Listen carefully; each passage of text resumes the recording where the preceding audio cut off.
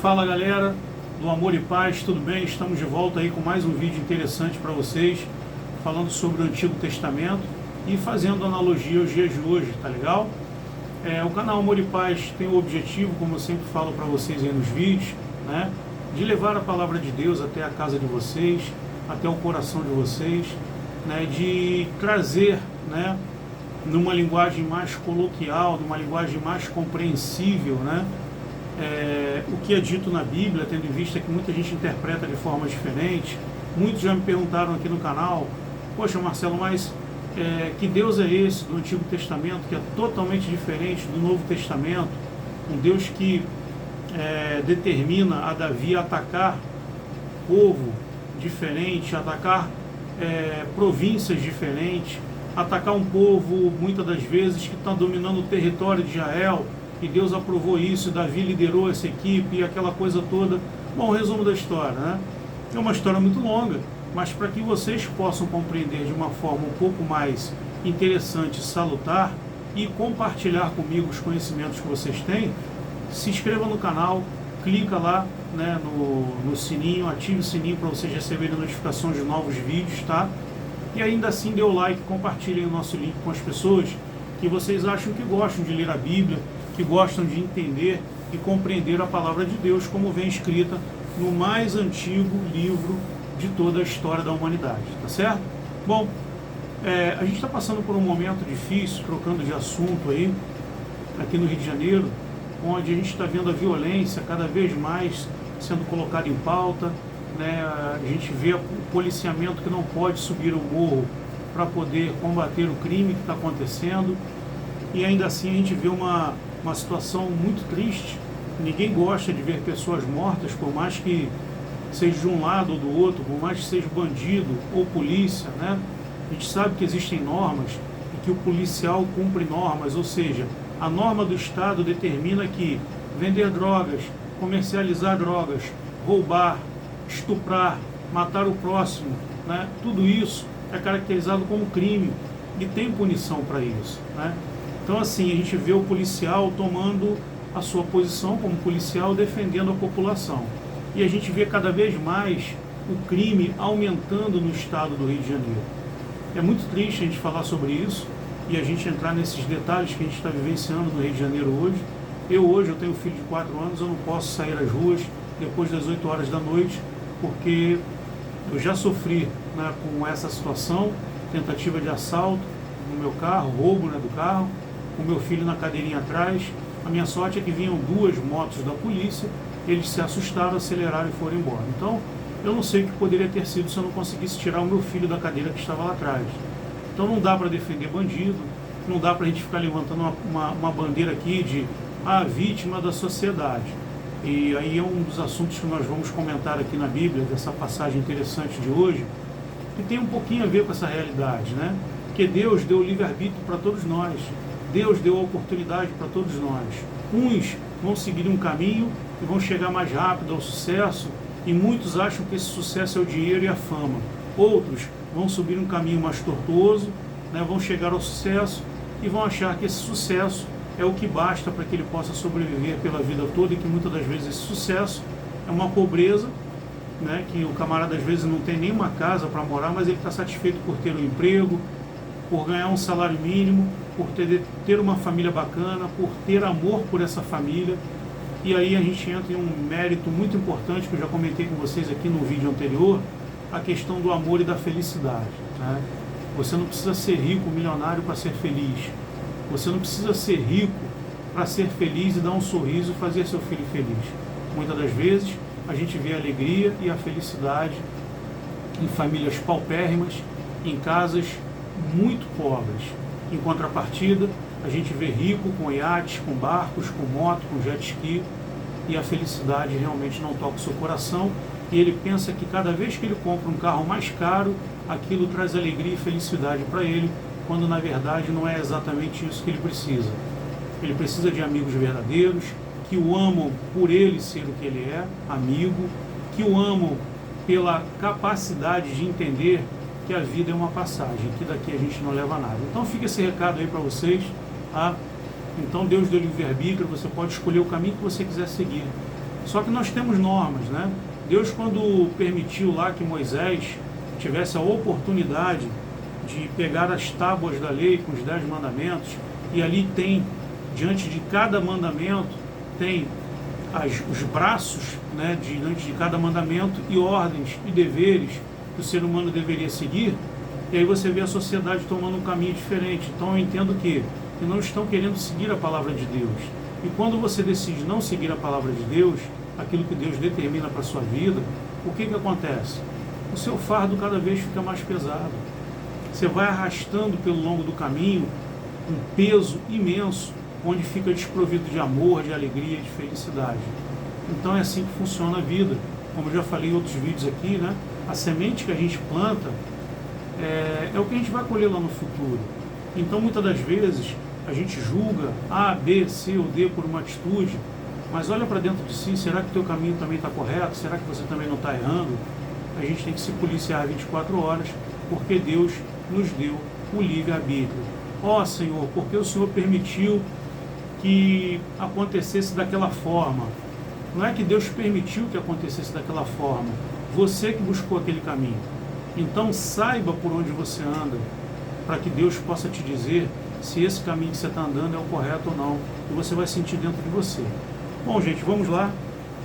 Eu vou falar aqui, vou ler aqui para vocês um trecho que eu considero muito importante, tá? Nós estamos em Eclesiastes 4:1. Eclesiastes 4:1, parágrafo 13. Quem quiser acompanhar, eu estou aqui com a Bíblia King James. Quem quiser acompanhar por ela e tiver ela, eu estou na página 994, bem lá no princípio do lado direito, tá? Parágrafo 13. Onde em Eclesiastes 4:1 diz assim, prestem bem atenção: a vaidade do status. Melhor é a criança pobre e sábia do que um rei velho e tolo. Melhor é a criança pobre e sábia do que um rei velho e tolo. Prestem atenção. Que não se deixa mais admoestar, porque do cárcere ele sai para reinar. Enquanto o outro, que é a criança, que nasceu em seu reino, torna-se pobre. Essa criança nasce no reino do rei que é rico, e ela se torna pobre. Considerei todos os viventes que andam debaixo do sol, ou seja, a humanidade, né? Todos os homens que andam debaixo do sol com a criança, tá?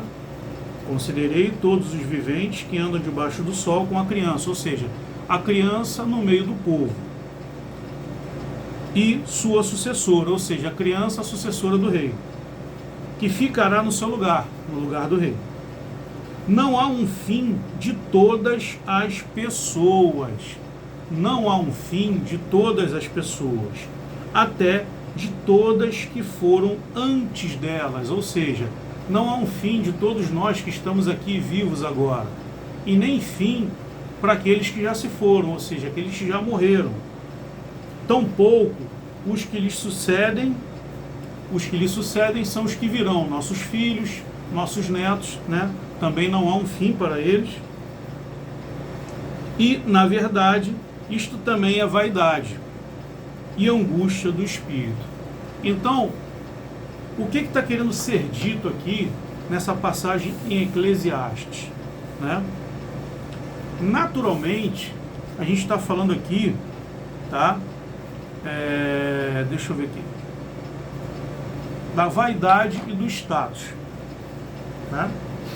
A vaidade do rei, que por ser rei, ele não desce ao pedestal, ele não vai reverenciar o seu povo, né? Porque não é pecado ser rei, não é pecado ter dinheiro, né? A humanidade precisa de um comando aqui na Terra. Por isso que hoje nós chegamos em 2025, por exemplo, aqui no Brasil, nós temos um presidente, nós temos senadores, nós temos deputados, vereadores, nós temos governadores nos estados, nós temos prefeitos. Então, o que são esses cargos políticos que foram criados ao longo do tempo? Nada mais são do que líderes que estão à frente de uma sociedade. E aquilo que eles fazem e que eles determinam é o que o povo pensa a respeito do que pode ser feito futuramente. Então a liderança de um líder, de um rei, de um governador, de um presidente, ela é de suma importância para a evolução dessa sociedade. Porque tudo aquilo que esse governador, que esse presidente, né, que esse prefeito determina para quem está subordinado a ele ali, né, muitas das vezes, se for uma grande verdade, o povo acaba acatando, acaba aceitando, acaba ovacionando e seguindo. Mas infelizmente a política hoje mundial se rendeu ao status e à vaidade. O que é o status e a vaidade? O camarada ele não governa para o crescimento educacional, social da sociedade. Ele não governa para isso. Ele governa para que ele possa manter aquele voto. Então, o que ele dá para o povo? Ele dá para o povo aquilo que o povo merece e quer naquele exato momento, que muitas das vezes é o quê? Dinheiro, são benefícios, né? São estradas que são recapeadas, né? E por aí vai. Então, tudo bem, eu concordo que tudo isso faz parte da sociedade, que a sociedade precisa viver numa condição melhor. Mas que a sociedade possa evoluir, primeiro ponto, a gente tem que combater o analfabetismo. Segundo ponto, nós temos que tratar as escolas como palco para ensinar os nossos jovens, para que no futuro possamos ter adultos capacitados, inteligentes, para sentar na cadeira da presidência, do governador, do prefeito, para que possa governar com veemência e sabedoria e levar o povo a uma consciência melhor, dar condições de trabalho ao povo, oferecer escolas técnicas para que o povo possa se estruturar e se tornar melhor e ter vaga nas empresas públicas para exercer essa mão de obra que aprendeu. Ou seja, você precisa ser um profissional para que você possa crescer e evoluir. Mas a grande massa política hoje, ela quer o povo realmente para votar, né?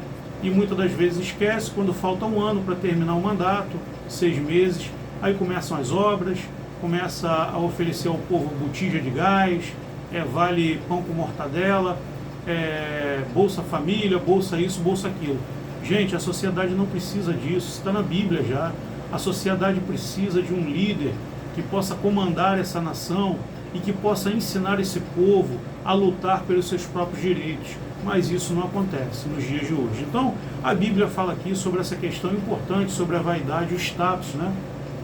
A gente tem que tomar muito cuidado em quem a gente vota e no que a gente fala e no que a gente pretende com a nossa vida, né?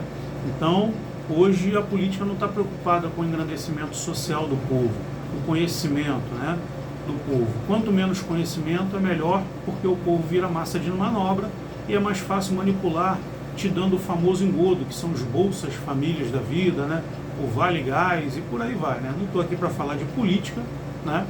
Eu estou falando de uma realidade.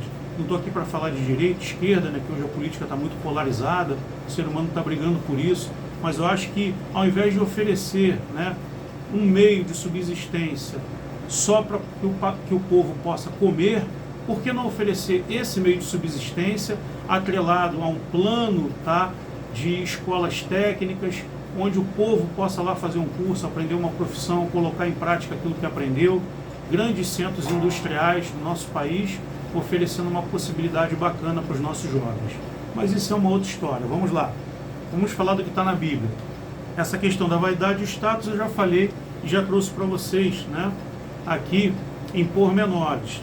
É exatamente assim que acontecia lá atrás. Exatamente isso que eu estou falando, só que com nomes diferentes. Não existia lá presidente, etc. e tal. Até governadores tinham, o governador do Egito, né? Nós tínhamos o nome de governador mesmo. Mas presidente não.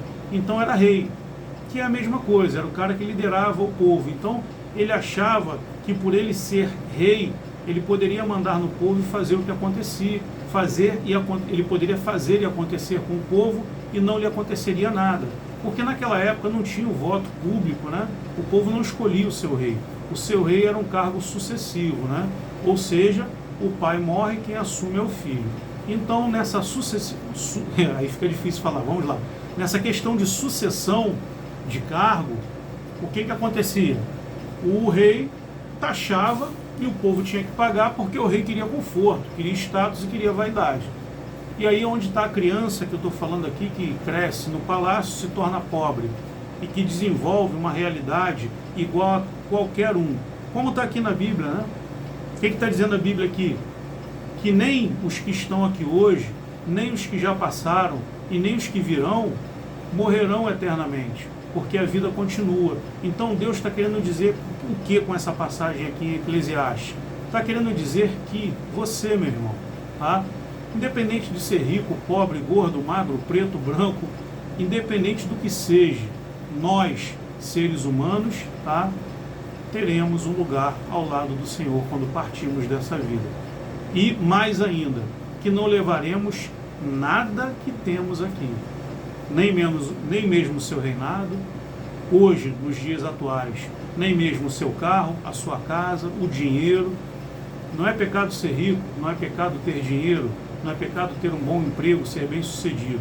Pecado é você ter desfrutado disso tudo, não ter dividido o pão, não ter compartilhado com o próximo, né, daquilo que você próprio provou. Pelo menos uma palavra de conforto, ajudar o próximo, alguma instituição, pessoas que estão necessitadas, né? Então, nós não viemos aqui a esse mundo para sermos uníssono. Nós viemos aqui nesse mundo para sermos pluralistas, ou seja, né, a gente deve, né, e tem por obrigação dividir o pão.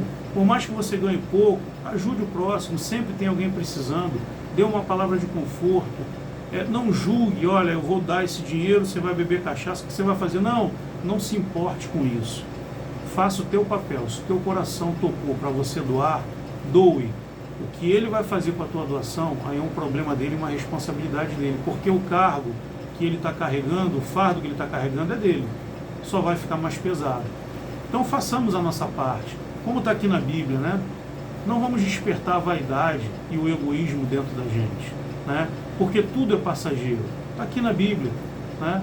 Ninguém morre eternamente, o que morre é a matéria, mas o espírito ele continua e ele vai, né, estar ao lado de Deus, né, junto de Deus e de nosso Senhor Jesus Cristo, quando nós fizermos essa passagem aqui.